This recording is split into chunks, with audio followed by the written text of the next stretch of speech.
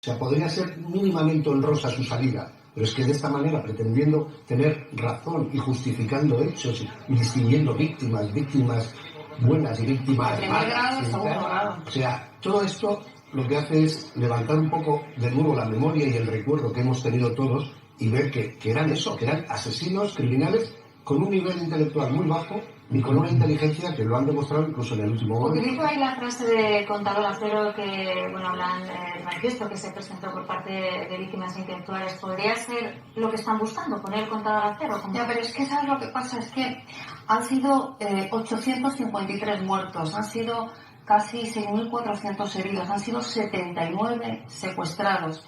Y hay casi 350 asesinatos que sepamos. 358, más de 358 los crímenes sin resolver.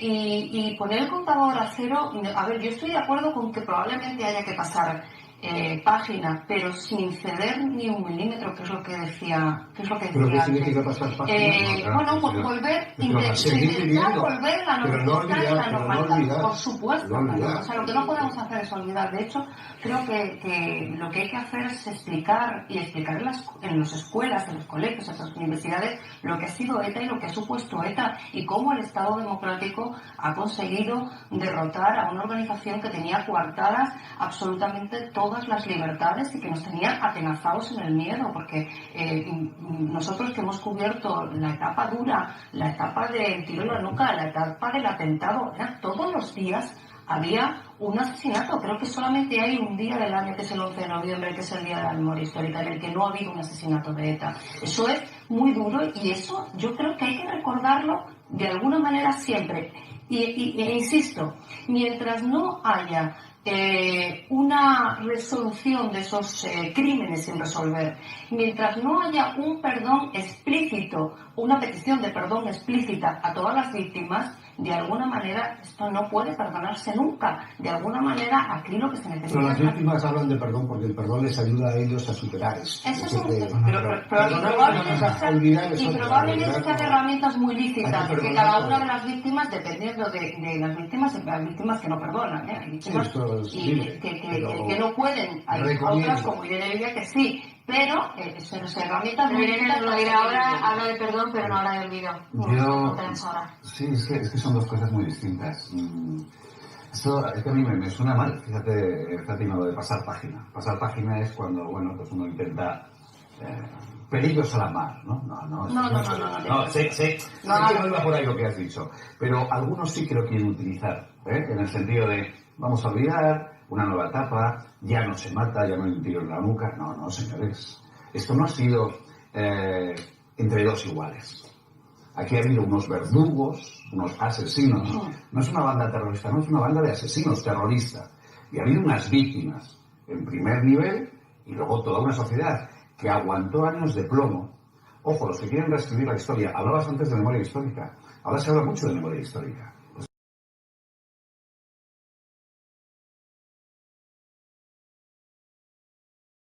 Precisamente con ETA hay que tener memoria histórica. Con ETA, y yo no voy a desligarla de su brazo político hasta el día de hoy. Porque unos, los que empuñaban las pistolas, y otros, los que hace décadas en las instituciones, y hoy todavía están en las instituciones, siguen legitimando esos asesinatos. Siguen diciendo que tuvieron una lógica. Incluso una representante de Podemos, he escuchado ahora, ha dicho que fue un error histórico. Un error histórico, ETA. No, señora. ¿Cómo que es un error? Sí, mucho. Cualquier crimen es un error. Pero un error es algo mucho más liviano, ¿no? Fue una banda de despropósito. No son casi 1.000 muertos errores históricos.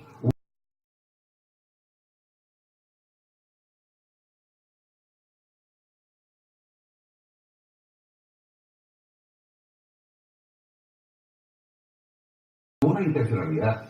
Hay algunos que quieren blanquear diciendo que nació en el franquismo, la dictadura. No. Los peores años con más asesinatos de ETA fueron 80 y 81. Con una amnistía en el 77 que había beneficiado incluso a ETA. Es decir, la sociedad española, la vasca también, la democracia española ha sido muy generosa. Hemos sido muy generosa. Hemos sufrido mucho como para que ahora vengan algunos a querer pasar página que es lo que yo critico, como que bueno, fue un error. No fue un error, fue gravísimo. Y a las nuevas generaciones, que este año los que tienen 18 años, que ya son mayores de edad, nacieron en el 2000. Bueno, no vivieron, y a esas generaciones que han nacido ya en el siglo XXI, hay que decirles, la memoria histórica hay que contarles la realidad, porque unos quieren blanquearla. Pero una cosa no quita la contraria, se puede pasar páginas sin olvidar. Pasar páginas significa mirar el futuro, no quedarte anclado. Pasar página para pasar página significa olvidar. Hay que enseñar en las escuelas. ¿De qué forma? Hay fundaciones de las víctimas que recuerdan todo lo que pasó. Eso es importante. Pero para pasar página no hay que ni reescribir la historia. Que no. El dolor vamos a ver, todo esto es una operación. O sea, ETA dejó de matar. Porque aparte, como he dicho antes, de que estaba bastante acorralada por las fuerzas y cuerpos de seguridad del Estado, le interesó políticamente, porque ella ha tenido un fin político siempre. Y ahora, hoy hemos visto al PNV, hemos visto País Vasco y Navarra, sus máximos representantes, en este acto, o bueno, después de este acto, no físicamente en este acto, pero coincidiendo con este acto. Los partidos. Hay unos fines políticos que abanderó ETA desde un principio, usando el tiro en la nuca. Y entonces ahí hay que tener mucho cuidado. Porque no tenemos que consentir lo que más destroza a ETA es la realidad. Han pasado 11 años y el País Vasco, la sociedad española, ha crecido mucho más. O sea, el País Vasco ahora sin terrorismo, y la sociedad española en general, pero en concreto el País Vasco, que también era donde estaba el germen del problema, ha cambiado y ha evolucionado favorablemente. Pero la propia sociedad se da cuenta que eso era... Por eso precisamente es tan duro asistir a actos como el de esta mañana, que participan algunos partidos democráticos como el de esta mañana. ¿Quién paga esto? No, pues vete a saber. Porque todos los señores que estaban ahí, observadores internacionales y tal, no hacen nada gratis. No se lo pagan del bolsillo. Muchos cobran por estas cosas. ¿Y quién les paga el viaje? ¿De dónde ha salido este dinero?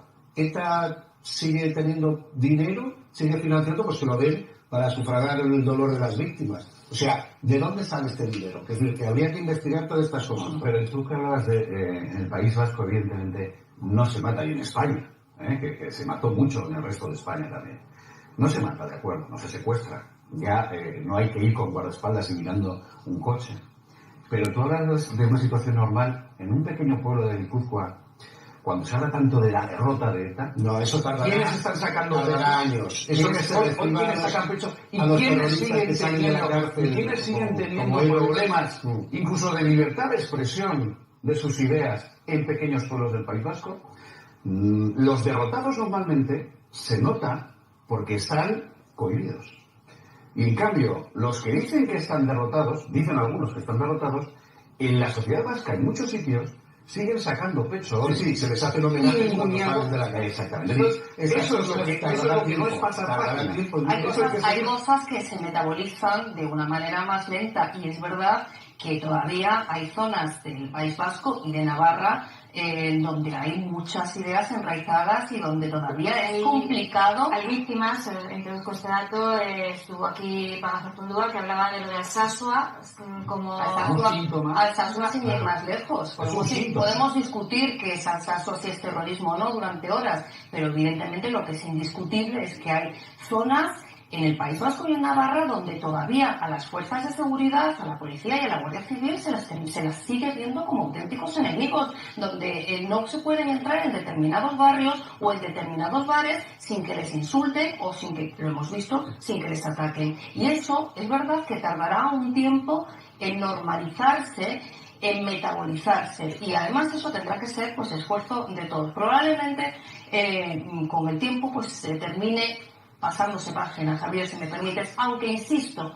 en que no debemos olvidar, en eso estamos todos de acuerdo, para normalizar, sí, pues no hay muertes, la estamos escribiendo, si es que eso es una muertes no hay desde el año 2011, por eso nada ha cambiado de ayer a hoy. Por eso no hacía falta que salieran sino de darse un homenaje a los mismos. Ni hay que darle la importancia que no tiene. Bueno, es que nos hemos, desde ese día, desde hoy y antes de ayer, que sacaron ya un comunicado y fueron preparando, pues toda la prensa, toda la sociedad ha puesto el foco ahí. ¿Por qué? Porque nos tocan una herida muy profunda, que es el terrorismo. Ya, pero deberíamos haber ignorado este acto. Y hoy no ha habido tanta prensa.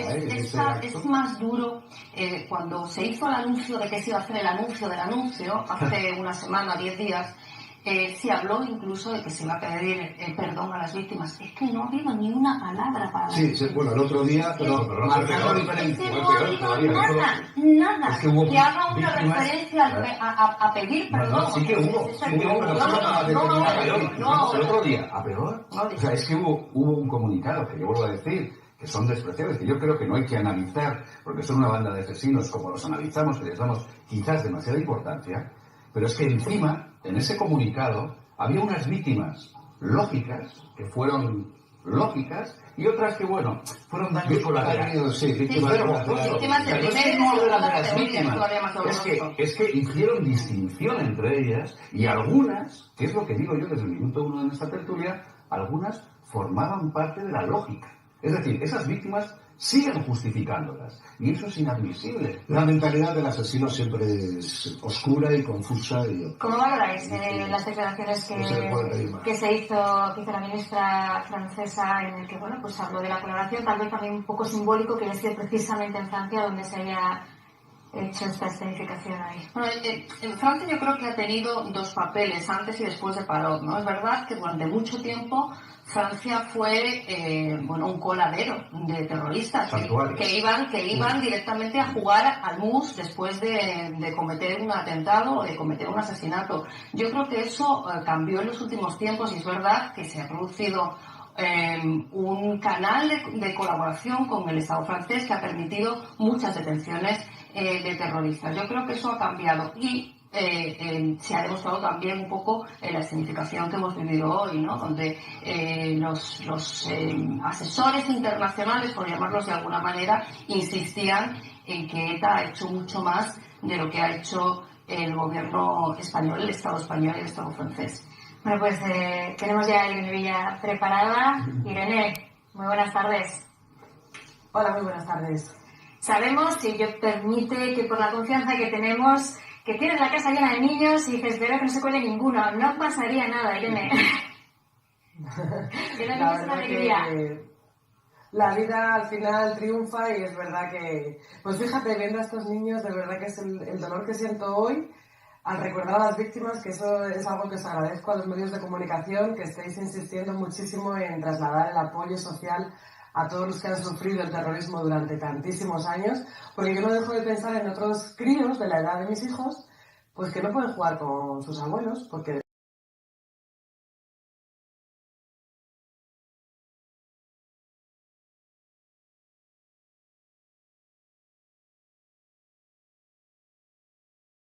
el asesino ETA, y la verdad que eso es lo que más me duele. Por ejemplo, el día que yo salvé la vida, gracias a que había habido otro atentado, y la ambulancia que no pudo salvar al teniente Carballar se llevó a mi madre y después me salvaron a mí, y resulta que dejó 5 niños huérfanos. Hoy esos niños son padres y madres de familia y su abuelo no está. Irene, ¿tú perdonas? Por supuesto, pero por mí, porque quiero ser feliz, porque necesito tener mi corazón pleno y entero. Y cuando uno no perdona, sufre, vive con ese veneno dentro, y solo hace daño a quien siente ese odio, ese veneno, ese dolor. Yo no podía permitir que, además de habernos mutilado a mi madre y a mí, el cuerpo, nos mutilaran también el espíritu. Así que decidimos que teníamos que perdonar, pero para poder seguir viviendo. Cosa que, por ejemplo, a mi padre y a mi hermana, que son víctimas indirectas, pero que incluso han sufrido más que nosotras, pues les ha costado muchísimo. Yo creo